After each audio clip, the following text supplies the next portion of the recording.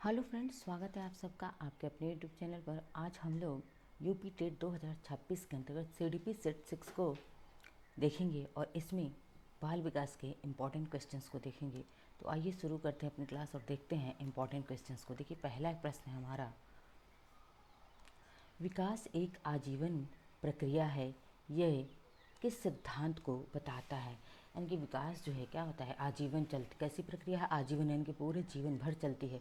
और यह किस सिद्धांत को बताता है, तो निरंतरता का सिद्धांत, वंशानुक्रम का सिद्धांत, परिपक्वता का सिद्धांत, सीखने का सिद्धांत।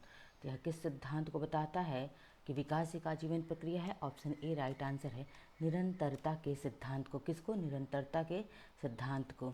याद रखिएगा, प्रश्न पूछा जाता है कि विकास है कैसी प्रक्रिया, तो एक आजीवन चलने वाली प्रक्रिया है। प्रश्न संख्या 2 देखते हैं, बाल विकास की किस अवस्था को झूठी परिपक्वता की अवस्था कहते हैं। यानी कि ऐसी कौन सी एज है जिसे हम झूठी परिपक्वता की अवस्था कहते हैं। शैशवावस्था, बाल्यावस्था, किशोरावस्था या फिर प्रौढ़ावस्था। तो इनमें से ऑप्शन बी राइट आंसर है, बाल्यावस्था ऐसी अवस्था है जिसे हम क्या कहते हैं, झूठी परिपक्वता की अवस्था कहते हैं। बाल्यावस्था कितने से कितने वर्ष की होती है? 6 से 12 वर्ष की होती है। और इसी बाल्यावस्था को एक हम बहुत टर्म आता है, टॉय एज कहते हैं, TOY और एज, ठीक है। यानी कि खिलौनों की अवस्था किसे कहते हैं, तो बाल्यावस्था को ही कहते हैं। बाल्यावस्था का वर्ष कितने? 6 से 12 वर्ष का होता है। आगे देखते हैं तीसरा प्रश्न हमारा। तीसरा प्रश्न है, पियाजे के अनुसार 2 से 7 साल की अवस्था का नाम है। यानी कि पियाजे ने 2 से 7 साल की एज को कौन सी स्टेज बताया है, कौन सी अवस्था बताया है? संवेदी गामक अवस्था, पूर्व संक्रियावस्था, मूर्त संक्रियावस्था या फिर औपचारिक संक्रियावस्था। तो पियाजे ने 2 से 7 साल की अवस्था को क्या बताया हुआ है? ऑप्शन बी राइट आंसर है, पूर्व संक्रिया अवस्था। कौन सा होता है? तो पूर्व संक्रिया अवस्था होता है। और इसमें बच्चा कैसा होता है पूछा जाता है, बहुत बार पूछा गया है कि पूर्व संक्रिया अवस्था में बच्चा कैसा होता है? ईगो सेंट्रिक यानी कि आत्म केंद्रित होता है। कैसा होता है? आत्म केंद्रित। देखिए, प्रश्न बहुत ही चुनिंदा और बहुत इंपॉर्टेंट है आप सबके लिए। आत्म केंद्रित होता है, कैसा होता है? तो बच्चा ईगोसेंट्रिक होता है, आत्म केंद्रित होता है पूर्व संक्रियावस्था में। पूर्व संक्रियावस्था कितने वर्ष की होती है? 2 से 7 साल की होती है। चौथा प्रश्न है, संरक्षण यानी कि कन्वर्जन का गुण किस अवस्था में होता है? बच्चा में संरक्षण का गुण किस अवस्था में आ जाता है? 0 से 2 साल, 2 से 7 साल यानी कि पूर्व सक्रिय अवस्था, 7 से 11 साल या 11 प्लस। तो कब आता है बच्चे में संरक्षण का गुण? किसी चीज़ को संरक्षित करना शुरू कर देता है। ऑप्शन सी राइट आंसर है, 7 से 11 साल। और ये 7 से 11 साल वाली अवस्था कौन सी? पियाजे ने कौन सी अवस्था बताई है? मूर्त संक्रिया अवस्था। कौन सी अवस्था है? मूर्त संक्रिया अवस्था होती है 7 से 11 साल। और इसमें बच्चे में संचयिता का गुण आ जाता है, संरक्षण का गुण आ जाता है। पांचवा प्रश्न है, कोहलबर्ग का नैतिक विकास। कोहलबर्ग के अनुसार सजा से बचने के लिए आज्ञा मानना किस स्तर में है? वेरी इंपॉर्टेंट है कोहलबर्ग के नैतिक विकास के सिद्धांत। याद रखिएगा, कोहलबर्ग ने नैतिक विकास का सिद्धांत दिया था और उसने कहा कि सजा से बचने के लिए आज्ञा मानना, ठीक है, वह किस स्तर में आता है? तो किस स्तर में आता है यह देखते हैं। पूर्व पारंपरिक स्तर, पारंपरिक स्तर, उत्तर पारंपरिक स्तर। देखिए, इन्होंने नैतिक विकास को कोहलबर्ग ने बताया था। और इस सजा से बचने के लिए अगर बच्चा आज्ञा मान रहा है तो उसको इन्होंने पूर्व पारंपरिक स्तर में रखा था। ऑप्शन ए हमारा क्या होगा? राइट आंसर होगा। स्टेज 1 भी आप कर सकते हैं इसको। देखिए, अब देखते हैं छठा प्रश्न, सामाजिक अनुबंध किस अवस्था की विशेषता है? तो सामाजिक अनुबंध किस अवस्था की विशेषता है? तो स्टेज 3 अच्छा लड़का, स्टेज 4 कानून व्यवस्था, स्टेज 5 सामाजिक अनुबंध, स्टेज 6 सार्वभौमिक नैतिकता। तो सामाजिक अनुबंध कहाँ पे आता है? स्टेज 5 उत्तर पारंपरिक स्तर। कौन सा है? तो उत्तर पारंपरिक स्तर स्टेज 5 होता है। कौन सा? ये स्टेज 5 में बच्चा सामाजिक अनुबंध को क्या करता है? सामाजिक अनुबंध की विशेषता है। सातवां प्रश्न है, बेहद इंपॉर्टेंट है आप सबके लिए। वाइगोत्स्की के अनुसार ZPD का फुल फॉर्म है। तो ZPD का फुल फॉर्म क्या होगा? Zone of proximal development. Option क्या होगा? तो देखिए ये क्या है, प्रैक्टिकल दिया हुआ है, लेकिन ZPD का फुल फॉर्म क्या होता है? ऑप्शन बी राइट आंसर है, जोन ऑफ प्रॉक्सिमल डेवलपमेंट होता है। क्या होता है? Zone of proximal development. और ये किसने दिया हुआ है? ZPD का सिद्धांत वाइगोत्स्की ने दिया हुआ है, याद रखिएगा। 8वां प्रश्न है, अधिक ज्ञानी साथी MKO की अवधारणा किसने दी है?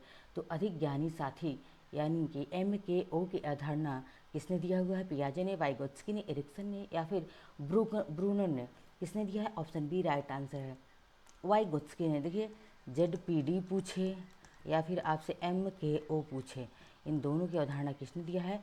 वाइगोत्स्की ने दिया हुआ है। देखिए वाइगोत्स्की, स्कैफोल्डिंग भी इसी का नाम है, इसे ही हम क्या कहते हैं? MKO को ही क्या कहते हैं? स्कैफोल्डिंग कहते हैं, याद रखिएगा। 9वां प्रश्न है, गार्डनर के अनुसार संगीत बुद्धि को कहते हैं, यानी कि संगीत में जो बुद्धि होती है उसे हम क्या कहते हैं?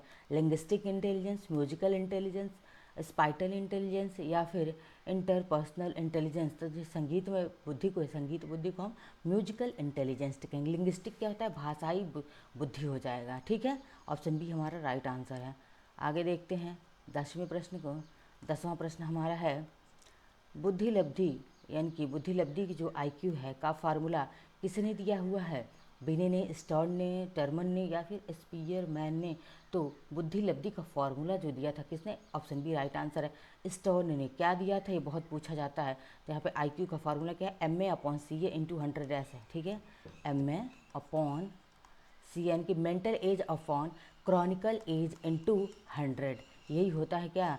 IQ का, बुद्धि लब्धि का फॉर्मूला होता है, ठीक है।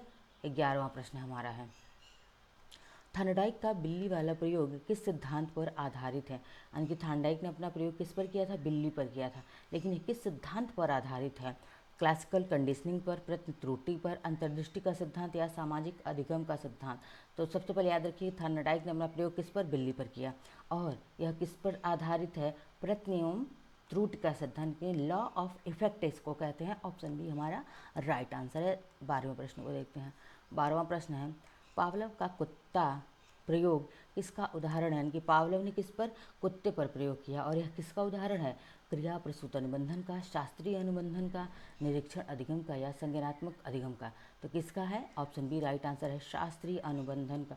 इसमें बताया था पावलव ने कि CS क्या होता है? CS होता है, UCS होता है, और तब जाके अंतिम में CR आता है। क्रम को याद रखेंगे आप लोग। 13वां प्रश्न है, फ्राइड के अनुसार व्यक्तित्व के 3 भाग कौन से हैं? तो फ्राइड ने व्यक्तित्व के 3 भाग बताए थे, कौन कौन से? ईड, ईगो और सुपर ईगो, यानी कि इदम, अहम और परा अहम। ऑप्शन ए हमारा क्या होगा? राइट आंसर होगा, ठीक है। आगे बढ़ते हैं 14वें प्रश्न की तरफ। 14वां प्रश्न है, रक्षा तंत्र की अवधारणा किसने दी? तो रक्षा तंत्र की अवधारणा फ्रायड, एडलर, जुंग, या फिर मैस्लो ने आवश्यकता का सिद्धांत दिया हुआ था। और रक्षा तंत्र की अवधारणा किसने दिया है? ऑप्शन ए राइट आंसर है, फ्रायड महोदय ने दिया हुआ है। 15वां प्रश्न है, CWSN का फुल फॉर्म है, तो बताइए CWSN का फुल फॉर्म क्या होता है? देख लेते हैं CWSN का फुल फॉर्म क्या होता है। Children with special need, children without special need, children with special norms, children with social needs. नहीं, CWSN का फुल फॉर्म होता है चिल्ड्रन विद स्पेशल नीड, विशेष आवश्यकता वाले बच्चे। ऑप्शन ये हमारा क्या है? राइट आंसर है। 16वां प्रश्न है, डिसलैक्सिया किससे संबंधित है? तो डिसलैक्सिया किससे संबंधित है? यह पढ़ने की अक्षमता, लिखने की अक्षमता, गणित की अक्षमता, या बोलने की अक्षमता को अफज्जा कहते हैं। गणित की अक्षमता को हम क्या कहते हैं? डिस्कैलकुलिया कहते हैं। और डिसलैक्सिया किससे? पठन विकार से, पढ़ने से है। किससे है? पठन विकार से है। इसमें क्या होता है? डिसलैक्सिया में बच्चा जो है पढ़ने में कठिनाई अनुभव करता है, ठीक है। 16वां प्रश्न का ऑप्शन ए हमारा राइट आंसर है। 17वां प्रश्न है, कक्षा में करके सीखो लर्निंग बाय डूइंग किस विधि पर आधारित है?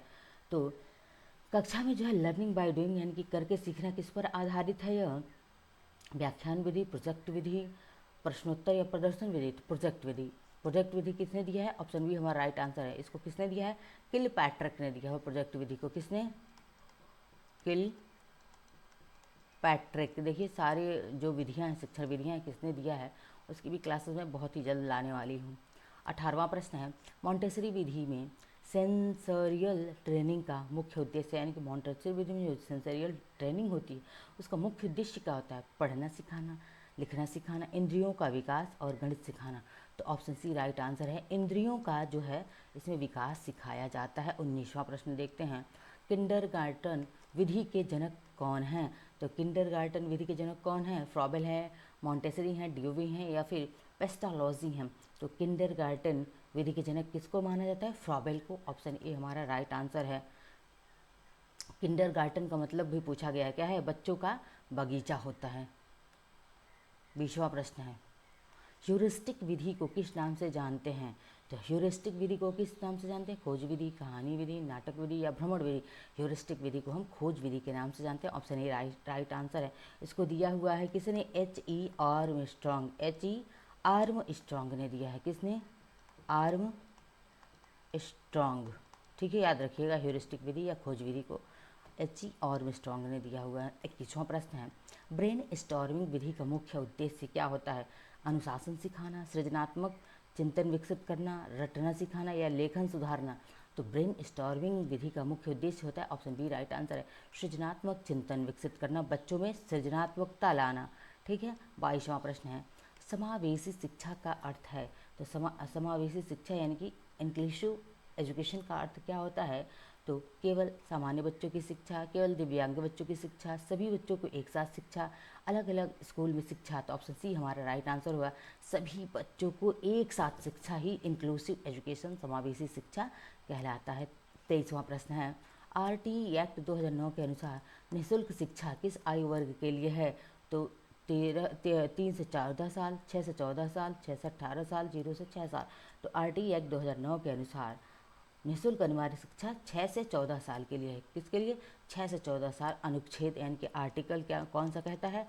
आर्टिकल 21A कहता है यह। ठीक है, 86वां संविधान संशोधन 2002 के अंतर्गत। अब देखते हैं 24वां प्रश्न, एकीकृत शिक्षा योजना कब शुरू हुई थी? यानी कि एकीकृत शिक्षा योजना की शुरुआत कब की गई थी?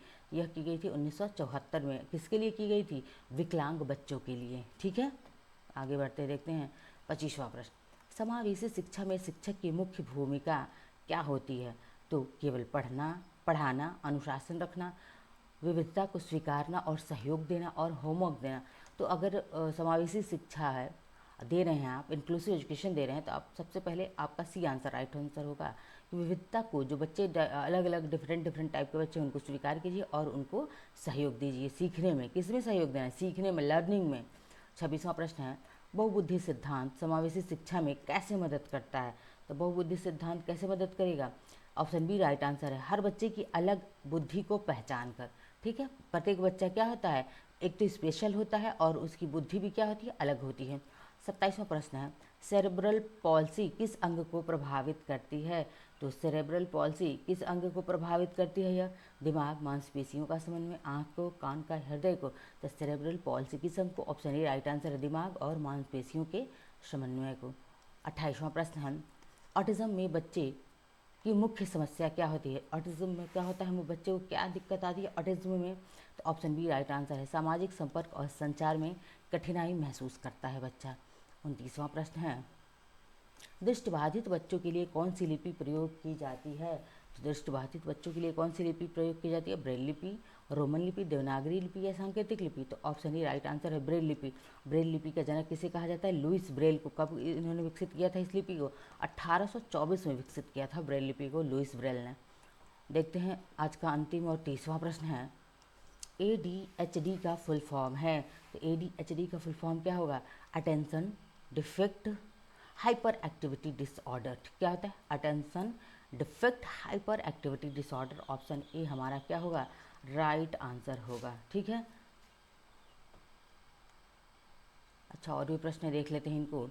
31वां प्रश्न है, डिसकैलकुलिया किससे संबंधित है? तो डिसकैलकुलिया किससे संबंधित? कैलकुलेशन, कैलकुलिया मैंने कहा था ना, कैलकुलेशन आएगा, यानी कि गणित की समस्या से है। बोलने की समस्या अफज्जा होता है। ठीक है, पठन विकार क्या होता है? पठन विकार क्या होता है? डिसलैक्सिया। क्या कहते हैं? डिसलैक्सिया कहते हैं। 32वां प्रश्न है, डिस्प्राफिया क्या है? डिस्प्राफिया डिस्ग्राफिया होगा। क्या होगा? डिस्ग्राफिया। और डिस्ग्राफिया यहाँ पे लिख देती हूँ मैं, डिस्ग्राफिया, ठीक है। डिस्ग्राफिया में बच्चा क्या नहीं कर पाता, तो ग्राफिया यानी ग्राफ नहीं बना पाता, मतलब लिख नहीं पाता है, तो साफ साफ लिख नहीं पाता है। ऑप्शन बी हमारा क्या होगा, राइट आंसर होगा। ये थी हमारी क्लास, मिलते हैं नेक्स्ट लेक्चर में। धन्यवाद।